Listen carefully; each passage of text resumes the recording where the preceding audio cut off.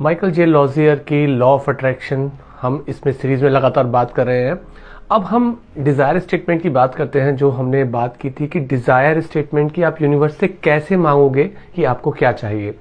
तो सबसे पहला जो स्टेटमेंट में आप लिखोगे, I am in the process of attracting, यानी कि मैं प्रोसेस में हूं, अभी हुआ नहीं है। क्योंकि जब हम हुआ मानने की कोशिश करते हैं तो ब्रेन से बहुत ज्यादा रेजिस्टेंस आता है, आप उस चीज को सच मान ही नहीं पाते हैं, इतना अच्छा स्ट्रांग बिलीव नहीं कर पाते हैं। तो ऐसी सिचुएशन में I am in the process of attracting, यहां से स्टार्ट करना है।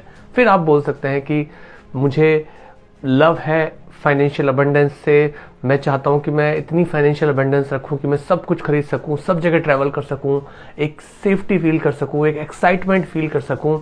जो जो आपने अपने कंट्रास्ट शीट में लिखा था कि मुझे किन चीज़ों से डर लगता है, उसके अपोजिट ही तो आप चाहते हैं कि आप उसके अपोजिट जैसा आपका लाइफ हो वैसा आप चाहते हैं।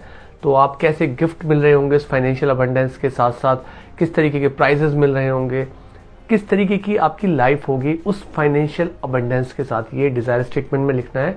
और लास्ट में लिखना है कि अब यूनिवर्स इस लॉ ऑफ अट्रैक्शन को आपके लिए अनफोल्ड कर रहा है, आपके लिए वो चीज़ें अब सच होती जा रही हैं।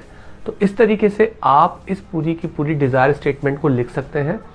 यानी कि पहला काम होगा कि हम क्या नहीं चाहते हैं, उसके जस्ट अपोजिट पता चलेगा कि जो हम नहीं चाहते हैं उसके अपोजिट तो हम चाहते हैं।